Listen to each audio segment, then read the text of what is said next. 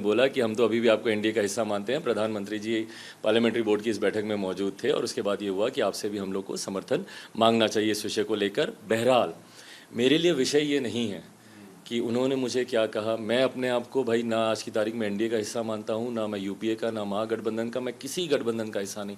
लोक जनशक्ति पार्टी रामविलास में साल भर पहले जिस तरीके से घटना चक्र घटा, मेरे लिए भाई पहले अपनी पार्टी को खड़ा करना ज़रूरी है, अपनी पार्टी के संगठन को दोबारा से स्क्रैच से उसको खड़ा करना ज़रूरी है, जिस कार्य में मैं लगा हुआ हूँ।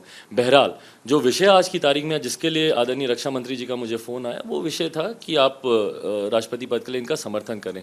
एनडीए की तरफ से मुझे फ़ोन आया, इसलिए हम लोग आदरणीय द्रौपदी मुर्मू जी का समर्थन कर रहे नहीं। अगर ये नाम विपक्ष की भी तरफ से आया होता तब भी मैं इस नाम का समर्थन करता, क्योंकि इस नाम की जो व्यक्तित्व है या इस नाम में जो काबिलियत है, एक आदिवासी समुदाय से आने वाली महिला जो अपनी काबिलियत के बल पर देश के वंचित वर्ग से देश के सर्वोच्च पद पर की दावेदारी तक वो पहुंचने का वो उन्होंने काम किया, तो यकीनन उनकी कार्यशैली को देखते हुए, उनकी काबिलियत को देखते हुए लोक जनशक्ति पार्टी रामविलास की तरफ से ये फैसला लिया गया है कि आने वाले राष्ट्रपति चुनाव में पार्टी का समर्थन। मेरे देखिए एक वोट से कोई बहुत ज़्यादा फर्क पड़ने वाला नहीं है, ना वो जीतेंगी ना हारेंगी मेरे एक वोट से, बट नैतिकता भी एक आधार होती है। इलेक्टोरल कॉलेज में खैर मेरा एक वोट नहीं रहता, वो एक एमपी के वोट की संख्या ज़रूर बढ़ जाती है जिससे राष्ट्रपति का चुनाव होता है, बट बहरहाल नैतिकता भी एक आधार होता है। और हम लोगों ने, पार्टी ने, मेरे नेता आदरणीय रामविलास पासवान जी ने हमेशा अनुसूचित जाति जनजाति वर्ग से आने वाले लोगों को मुख्य धारा के साथ जोड़ने के लिए हर संभव प्रयास किया।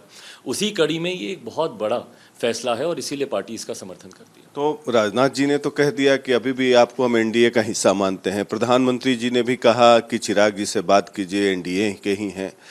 तो आप क्या अपने आप को एनडीए से के पास पाते हैं या एनडीए से दूर हैं?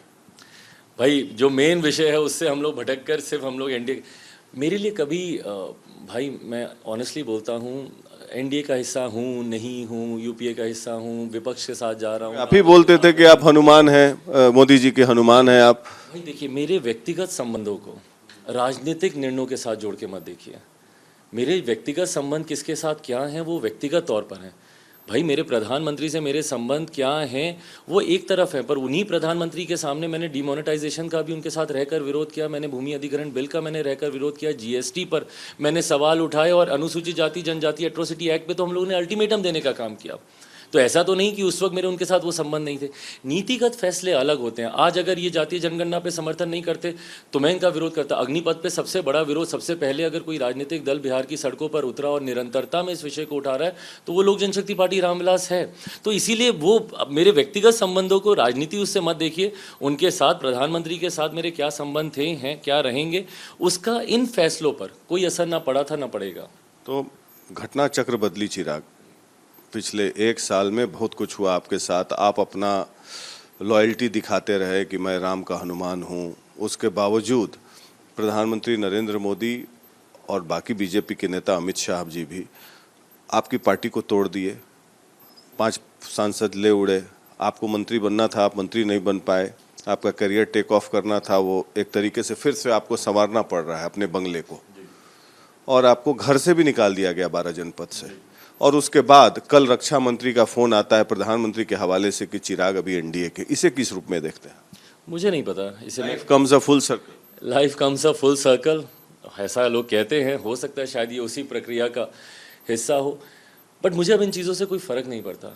मैं जिस मिशन पे निकला हुआ हूँ, मेरे नेता आदरणीय रामविलास पासवान जी के सपनों को पूरा करना, जिस तरीके से बिहार फर्स्ट, बिहारी फर्स्ट को अपने अंतिम दिनों में, भाई ऑक्सीजन लगा होता था, हाथ ठीक से चलता नहीं था, खुद वो ड्राफ्टिंग करते थे, खुद बिहार फर्स्ट, बिहारी फर्स्ट का एक एक शब्द उन्होंने जिस तरीके से चयन किया, तो उनके उस सपने को पूरा करना मेरा एकमात्र लक्ष्य है। कौन मेरे साथ कर रहा है, क्या सही क्या गलत, मुझे कोई फ़र्क नहीं पड़ता। सर पे कफन बांध के निकला हूँ, सही बोल रहा हूँ। बिहार में अपने आप को झोंक कर बिहार को एक विकसित राज्य बनाना ही मेरा एकमात्र लक्ष्य है। आप मेरा घर तोड़ दीजिए, मेरी पार्टी तोड़ दीजिए, मुझे मेरे घर से बाहर निकाल दीजिए, नहीं मुझे इस बात से फ़र्क पड़ता। मेरा लक्ष्य, मेरी लड़ाई बहुत बड़ी है भाई। मेरी अगले 50 साल की रणनीति के साथ मैं बैठा हूँ। अगले 10 साल 12 साल में बिहार को कैसे विकसित किया जाए उस रणनीति के साथ।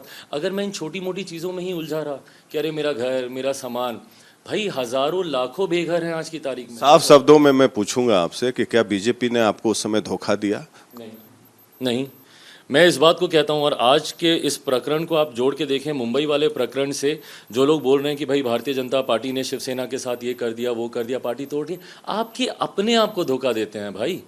अगर आपके अपने आप को धोखा नहीं दें तो किसी तीसरे में हिम्मत नहीं है कि वो आपके साथ कुछ कर पाए।